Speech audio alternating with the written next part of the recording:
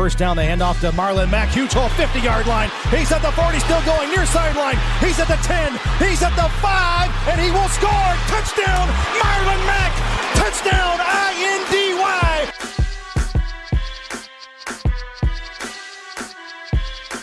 And again, it's picked off. It's Darius Leonard. Leonard with a second INT, and he's streaking down the near sideline. He's at the 40. He's at the 30. He's at the 20. He's going to go. A pick six for the Maniac. Horseshoe is back, baby. The horseshoe is back. Hey, what's up, Colts Nation? Sorry about that delay. Got caught up with church stuff, so got volunteered last minute at with a class. That's why I was a lot late than I definitely expected. Didn't have time to change the time, but I appreciate everybody's grace in this. But hey, here we are, about 30 minutes from kickoff. Let's do this thing. Let's do a Colts versus Texans round 2 game preview here right before the game. Thanks, everybody, for joining in. About 70 of you in here. You guys were waiting. Sorry about that delay once again if you're in here. But Xavier, our guy who also does our film stuff, should be in here in a moment. Just sent him the link. So we're a little bit not organized as much today, but I'll let you guys in on a little bit of a secret before we get here going today. I'm going to do a little bit of the live stream of this game here, another stream here in a few minutes, probably around 55 or 58 around there. Do a game play-by-play stream for that, just so you guys know. And then Derek will hop in later and finish it out. So I might do it, end of the first quarter whenever Derek is able to get back. Maybe I'll do it till halftime, something about that. So, yeah, let's get into this game. Let's wait. Try to wait till Xavier gets here. Sorry about you who have been in the chat for a while. Appreciate your patience and waiting for this game preview, this pregame show here. So, well, this is a big game. I mean, we say that about, it feels like we've said that about every single week for the past month. So it really is, though. It's a big week. I'm really excited to see what the Colts do. The Texans are really hurting right now in a lot of ways. So, I'm sorry, I was just looking. Xavier just got the email, so he should be in here in a minute. But Houston's kind of hurting in a lot of ways in terms of just injuries. Let me just pull up their injury report real fast here. I know, obviously, they missed Justin Reed, who went out earlier in the week. He's out for the year. That's a big loss of safety, one of their best safeties there. Yeah, so let's just kind of look at some of here. I want to see if I can find it here. Okay, I got the list of inactives here for you guys. So the big ones, Duke Johnson, CJ Prosise, both running backs are out. Seems like the Texans are really down running backs and corners. Phillip Gaines, Justin Reed, both out of this game. Those are the big ones as well for this game. Let me pull up the Colts inactives real fast. I don't know if the Colts have put that yet. Okay, so Deforest Buckner is active. I know there's some questions about Buckner and seeing if he was going to play or not. He didn't practice the last practice of the week. So Buckner is active. That's big.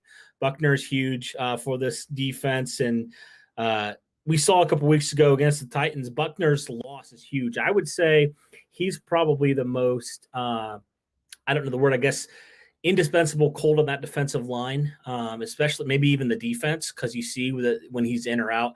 I'm going to welcome Xavier on now right here. What's up, Xavier? How you doing, man? Hey, how you doing, Cody? Doing well. I'm excited, man, for this game. I was just talking a little bit about looking at some of the inactives for Houston and Indianapolis, just talking about DeForest Buckner being active. That's huge for this game, man, to get him back. Obviously, Costanzo's active. Mo Alley-Cox and Rigoberto Sanchez also active. So really great news for the Colts on all the injury fronts moving forward. And we talked about Houston down a couple running backs, down a couple defensive backs. Give me your take on this Houston team. Seems like they're very beat ups right now. Yeah, from what I've seen, their injuries are pretty substantial. So that's going to be a real big issue for them this game. On paper, we should destroy them, just being honest. And with all the injuries, it should be even worse. Yeah, it really should. I was going to get into this preview. We kind of did it already, Derek and I and Andrew did earlier in the week, but yeah, I was just kind of get into this game a little bit about some of these. I know you did a matchup video, Xavier, earlier on in the week. Why don't you talk to me about some of those big matchups for those people who weren't able to tune into that? Some of your biggest matchups to watch for this game. The biggest ones I think are going to be in the trenches, especially for our defensive line. I think their offensive line is pretty bad. We should dominate there. Deforest Buckner, people like that. Grover Stewart, of course. And then also Vernon Hargraves. He should, he's going to have to either guard Pittman or T.Y. Hilton this game. Yeah. I think we can take advantage of that also. Yeah, I really think we can. Houston's like, man, their secondary, we already torched them. I'm just like, will Phillip Rivers have 400 yards today? It kind of seems like it might be trending that way. But then you also think about how bad Houston is against the run. Like, pick your poison if you're Houston's defense. Either you get shredded by Taylor and Hines, or you get shredded by this Colts passing offense. I really feel like this is a game. This could be a real big statement game because Tennessee's playing Detroit. Matthew Stafford is going to play, which is definitely big. I thought Tennessee was going to get another favorable matchup with one of the key players being out, but fortunately, Matthew Stafford's going to play. So the Colts just have to win out, man, at this point, if they want a shot at this division. And I think if they can make a big statement, the first game was way, way too close for comfort, in my opinion. If the Colts can come back and really make a statement today against the Texans, beat them by double-digit points like we think they should on paper, that would be incredible. It really would be incredible for this team stretch. Next week, they face Pittsburgh, which is a huge, huge matchup. Can't be understated. If the Indianapolis Colts are able to somehow beat Pittsburgh as well, I mean, Pittsburgh, for a while, there was a number one seed. So Colts would be sending a statement to the AFC that we are going to be a hard out in the playoffs this year. Yeah, what are your expectations for this game, I guess? Give me your expectations and kind of a final score prediction. It's a little bit of a congested, I guess, kind of pregame show. We normally have about an hour or so before kickoff, but obviously didn't work out this week. But yeah, give me your overall thoughts on this game, score prediction, all that good stuff. Yeah, I mean, from what I've seen on film, what we did last game, we did a really good job in the first half, kind of stalled out in that second half more than I would have wanted us to. But from what I've seen that we've done well, I think we should be able to do what we did last week. We should be able to continuously drive this ball on them, control the possession of the ball, really value our possessions because the last 5-6 weeks, we really haven't turned the ball over at all. So I'm expecting a big game from us. They've got all these injuries out. We've been killing it the last couple of weeks. I'm really expecting a big game from us. It shouldn't be anything like last time, shouldn't have to be saved by some last-second fumble, anything like that. And my heart, man, can't take any more of that. Like, come on. There's been so many games like that Packers game, the Houston game, where I'm just, my emotions are a roller coaster in that game. It's like, oh, we're doing so well, then we're completely shooting ourselves in the foot. It just seems like we've had that issue, but fortunately we've been able to pull it off the last couple of weeks. But let's get into some of the rankings real fast. We did this a little bit in our game preview, but let's just talk about it. So obviously Indianapolis is doing really well offensively right now. They come in at really humming at 6th overall in the league at 28.6 points per game. Houston's defense comes in 24th in the league, allowing 27.6. So it would seem that Indianapolis is primed to score 30 plus in this game, especially with some injuries to Houston. And then on the flip side, Houston's only 23rd in points per game, and the Colts are allowing 12th in the league, only 23 points per game. So the Colts, we've seen the tale of two halves, really. The first half, the defense has struggled, to say the least, in a lot of these games. I thought last week they had a little bit of a better game in the first half. Still a little bit of struggles against Derek Carr and company, but I really like they've just been so good in the second half. But my question to you, Xavier, what do the Colts have to do to play not just 2 good quarters in the second half of Colts football, but a good 4 quarters of football to really make this game the blowout we think it should be? I'm a big believer it all starts up front, man. I think if you dominate in the trenches, you win every game you play pretty much. Yeah. That's been a big thing for the Steelers this year. You see the Steelers' success defensively; they've completely dominated in the trenches, and I'm sure a lot of people would attest to that being the fact. And for us, especially, we have this great offensive line. We hold to this incredibly high standard. We expect them to ball out every single game, and I do too as well. I'm part of that conversation. Every time we talk about the Colts offensive line, I want to throw them in that elite category. I always want to do that. Yeah, seriously. Yeah, and I mean this game, playing against who they have. Whitney Merciless, he's kind of older now. Blacklock, is it? I don't remember who their nose tackle is. Yeah. Blacklock, and then J.J. Watt, of course. But but the film I watched against him and Braden Smith did a great job. So I'm expecting us to kill it up front. Yeah, I mean, the Colts have a healthy front that you can't ask anything more. Obviously, getting Costanzo back last week was huge for this offense. But, I liked what I've seen for some of these backups. Danny Pinter being one, kind of your backup center. Joey Hunt also, who was activated because Jordan Glasgow is still on the COVID list. I thought he had some pretty nice snaps there in a couple series last week. So that was a big concern for me, Xavier, going into the year was some of the offensive line depth. But those two guys especially, I've really liked what I've seen from them in limited time. Yeah. Especially Pinter. I liked what I saw from Pinter when he come in and had to play center for Kelly. He was really showing out. He's working from first level to second level, doing a good job getting to linebackers, stuff like that. Yeah, and the thing is, Pinter, he's a rookie, right? So, he wants to get bigger. He's going to get better.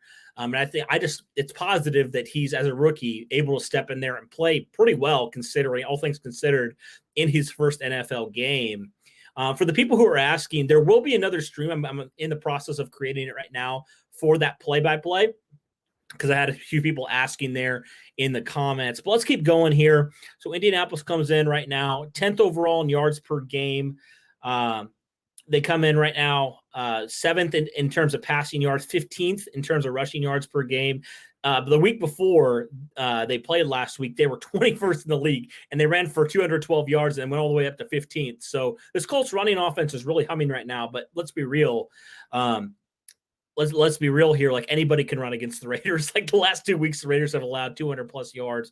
But still, I don't want to discredit the Colts. Their running game, Jonathan Taylor, has a chance to even get 1,000 yards despite missing a game, despite being benched a little bit through the middle of the season. But I like this Colts rushing offense. I think it's been working really, really well recently.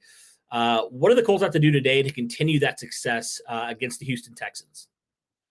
I think it's going to come down to creativity. Last game we played them, in the first half we looked creative, but then after that we just got kind of a little vanilla, just run, pass, stuff like that. If we mix it up, we keep mixing it up like we did in the first half last time we played them, we should be just fine. Yeah. I was curious, you mentioned a little bit, but what did happen in that second half? The Colts scored 0 points. They just got lucky and fortunate that Houston screwed themselves over in that last drive. You mentioned a little bit, they got vanilla. What were they doing that was so vanilla, that was so predictable, that their offense went from really playing elite in that first half to playing like the freaking 2017 Indianapolis Colts offense? What happened? A lot of it was what I was just saying, being vanilla. They tried to do the same thing they were doing in the first half. Credit to the Texans defense, whoever's controlling their defense over there. They did make good adjustments. They were taking away a couple of our cover 2 shots, cover 3 shots, stuff like that. They were really just taking away the underneath. They were just telling us, one-on-one coverage up the sideline, you can have that, but underneath, we're not going to give you that. And then we're going to take good care of the ball until the last possession, of course. Yeah, right. Thank goodness the Texans being the Texans this year. There's a reason why they've only won 4 games the entire season. But okay, now on the flip side for Houston, they're 4th right now in passing the football. So Deshaun Watson, despite all the stuff, no protection, no running game because they're 32nd in rushing, and really his receivers being in and out, I thought, Deshaun Watson's proven again and again, man, why he's considered one of the top quarterbacks in the league. What do the Colts have to do to slow him down this week? Just tackle. We had 9 opportunities last game when we played against him. Buckner was back there. Everyone was back there on him, and he just, he's greased up or something. He just slip out of there. throw one for 20 yards. That's really the big thing for me. Just keep him contained, keep him in the pocket. If we want Deshaun to beat us, we need to keep him in that pocket. Don't let him get out because he's like a Mahomes. He's like a Josh Allen. He can get out of the pocket, scramble, and throw one on a dime. Yeah, seriously. And the Colts had him like 4 or 5 times. They sacked him, and he still was able to make those plays. And I was going to mention last week, the Colts got no pressure whatsoever, or no sacks, I should say. They got some pressure, but no sacks last week against Derek Carr and the Raiders. So the Colts really need a bounce-back game from their defensive line. I was really disappointed in their defensive line in that first half, especially at getting after the quarterback. What did you see, I guess, from last week against the Raiders, and what do the Colts need to clean up this week if they want to get pressure consistently and taking down Watson? Because they had 5 sacks last week or last time they played the Texans. What do they have to do to get back to that?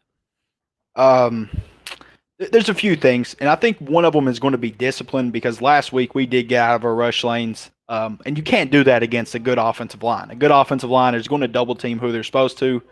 Led by Rodney Hudson, Trent Brown, people like that. The Raiders do have a great offensive line. Another thing to keep in mind, the Raiders' offense is really, really well oiled. They're the number 1 in third down conversion in the league. They're a good offense. So any team like that, they're going to get the ball out fast. They're going to be mixing it up. It's hard to get pressure on Carr. It's been hard all year.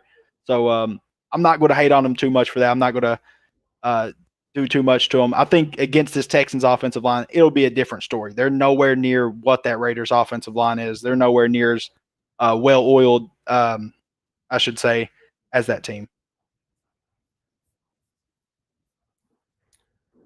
Hang on one second. What's up? We just wanted to let you know that we're walking. All right, sounds good. I'll just do it. I'll just set the alarm. Okay, well, we're good. Right. We good. Thank you. Sorry about that. No, you're good, man. People are locking up, so they want to make sure they weren't setting an alarm on me. But yeah, I really think that Indianapolis has a good chance to do some damage on that defensive line against this Houston offensive line, like you were mentioning. I guess my question is, which matchup entices you the most on the defensive line? Like out of the 4 guys, which guy do you think has maybe the easiest matchup or the best, most favorable matchup to really do a lot of damage this week? Hopefully, I think I'm right about this. It's going to be Deforest. Working against both of their guards, man. Their guards are rated at like 55 and 53 on PFF, if I'm not mistaken. Yeah, I'm not one that usually likes to use PFF, but when it's that low, something's going wrong, especially up front. But as we saw last game, I mean, he was putting some fantastic moves on him as it was. So I think this game it's going to be the same thing. Yeah, absolutely. And the Indianapolis Colts, man, they come in really, really well in terms of turnover differential. The Texans, on the other hand, they're 25th in the league. They're -6. The Colts +10. So the Colts have a really good chance to get some turnovers today. And speaking of that, Phillip Rivers has been really, really good recently at not turning the ball over. He's done a really, really good job. This Colts offense as a whole has done a really, really good job at that was a big knock on Rivers, obviously, coming when the Colts signed him was, man, the turnovers last year, the 20-some interceptions, that was a big deal. But I feel like overall, 9 interceptions through how many games now? Phillip Rivers has looked fantastic, especially recently. What are your thoughts on him and just the way he's been able to protect the football recently? Yeah, he's done a really good job of performing his job, really. Frank Reich schemed up some awesome offensive plays, had some great game plans, and Phillip Rivers has done a great job of doing exactly what he needs to do to make sure it goes correctly. He's making the right adjustments, bringing people into the backfield, motioning out, reading defenses, seeing the cover 3, seeing the cover 2s. He's just doing a fantastic job. He's really starting to do what we wanted him to. The first 5 games it might not have went that way, but now we're starting to see that Phillip Rivers we were wanting to see the whole season. Yeah. And speaking of this passing offense, how about T.Y. Hilton the last couple of weeks? He's been really turning it on. We know how much success he has against the Texans. That can't be understated. Do you expect another big game out of T.Y. today? Yeah, I'm hoping so. I'm definitely hoping so. It's either him or Pittman. One of them's got to have Hargraves on him. See, that's the beauty of it now. The Colts for so long have been missing a number 2 receiver. It's been insane. To just have a guy like Michael Pittman, he's not super flashy. He'll maybe have 1 or 2 good plays per game. Sometimes he'll have more if his number's called, but he just goes out there and he makes plays, man. He's just such a solid number 2 guy. So, like you said, if it's TY 1 week and the next week it might be Pittman. What have you thought about the rookie out of USC so far? He's a beast, man. I love watching Pitt play. He's not scared to go over the middle and catch one, not scared of contact. He runs angry. That's my favorite thing about him. He catches and runs. He gets up the sideline. He's looking to truck somebody. He is. He's a little aggressive, too aggressive sometimes. Those false starts, those holding penalties, a little bit much sometimes. But, you got to love a guy making mistakes, trying to be too aggressive. So I definitely can't fault him for that. But, yeah, we don't have a whole lot of time left. I guess we got about 8 minutes till I'm going to head over to the other stream. Xavier, is there anything else you're really looking out for this game? I pulled up some of those stats already. Is there anything we didn't mention that you're really looking forward to that you think could be a big key to this game today? Yeah, I want to see some more. I think we'll see a little bit more of this, and that's Darius Leonard blitzing. We didn't do that last time. We were getting pressure, though, of course, but I want to see more of it. I think sending that extra man will really put that nail in the coffin for making sure we bring Watson down. Yeah, it's been weird. Like, Darius Leonard hasn't been, bad, I wouldn't say. We're just so used to him making so many plays, and I just haven't heard his name a lot this year, especially recently. So it's been a little bit confusing. Like, Darius Leonard, we know how good of a player he is. It's just like we just haven't heard his name. Like, I'm kind of just like, oh, yeah, Darius Leonard's active. He's still making tackles and stuff. He's just not the big turnover. And I know the Colts are somewhere at the bottom of the league. I don't know if they were a couple weeks ago. I don't know if they still are in terms of forcing fumbles. I think that's something the Colts really are going to need to start doing. They're really good at getting interceptions and forcing turnovers. But the forcing fumbles part, obviously Kenny Moore did that last week against Hunter Renfrow, which was big. But I think the Colts need to do a little bit better job in terms of forcing fumbles. That was something that was a staple of Darius Leonard, right? Just forcing turnovers. We haven't seen a ton from him this year. It's been kind of odd. Yeah, I think a little bit of that is just a testament to how good this defense is, though. Last year, this defense wasn't nothing like it is this year. It showed flashes of being great, yeah, but this year it's just a little bit different. People are flying to that ball, Darius Leonard's just not getting as many opportunities. But I think they'll come. I think this last little stretch here, I think Darius Leonard's going to turn it up just a little bit going into these playoffs.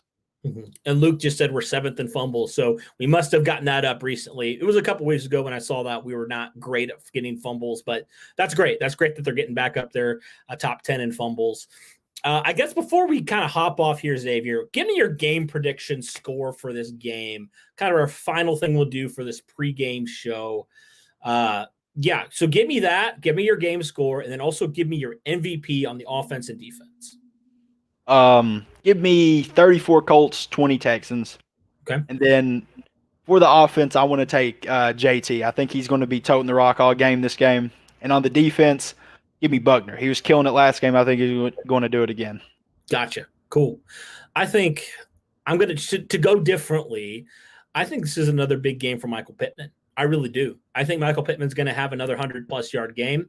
And then for the defensive side, I got to go with my man Julian Blackmon. It's been a couple weeks since he's done something crazy like he did early on. So I think it's his opportunity to do something again. He's got to get a pick of Watson. I just have this feeling that he can't go multiple weeks without doing something spectacular. So those are my 2 MVPs. For a score prediction, I'm pretty close with you. I think I said in the preview about 35-21, somewhere around there. I think Watson will certainly keep them in the game. Maybe in the first half will be a little bit closer. But that second half, man, this Colts team, I think I was kind of like last week a little bit nervous in that second half when the Colts offense was humming in the first half. I was like, please don't do what you did against Houston the week prior. And they came out and they proved me wrong. And that was simply because they could run the football that well. And the passing offense was continuing. And Frank Reich was doing a good job. I felt like he wasn't getting too cute. He wasn't getting too predictable, too vanilla. So I have confidence that this team is going to do something really, really well. And they're going to play a decently full game this week, especially in the offensive side. We'll see, of course, but I really feel like this in the second half, especially, we know how good this defense is. I feel like this offense, if it can continue to hum, they can put this game out of reach there, probably in the third quarter, honestly.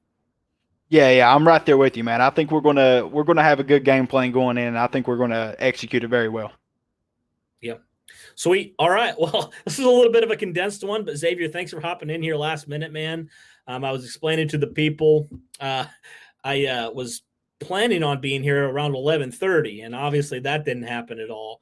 And we just kind of had to move it back. But hey, here we are, about 8 minutes from kickoff here, so it's coming quick, man. I'm really excited for this game. Want to see the Colts get to double-digit wins today. I would love for that to happen. Oh yeah, that'd be awesome. Especially, I saw a statistic, man, that was saying that it's possible even if the Colts go 11-5, we don't make the playoffs based on how the Dolphins, the Browns, and the Ravens play. So that's, we're in control of our own destiny. If we could win out, that'd be great. Yeah, can't have a trap game today. Houston is definitely screams trap game. Colts have done a pretty good job of not having a trap game this year. I mean, Jacksonville, obviously, week 1, that's the biggest one that stands out. But if the Colts can take care of business today, get to 10 wins, that'll continue to further at least a playoff spot, if not the division.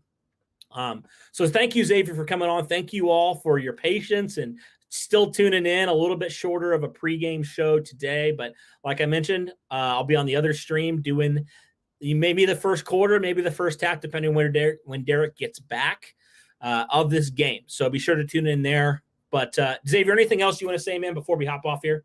Oh yeah, thanks for having me, man. It's cool being on here. Cool talking to you. Absolutely. Yeah. Thank you. Yeah, and be sure to check out his channel, guys. High Octane Analysis. He obviously does stuff for us, but he's got a great channel over there. So yeah, thanks, Xavier, again, man, and hopefully the Colts can pull out a dub today. Yeah, man. Go Colts. Yes, sir.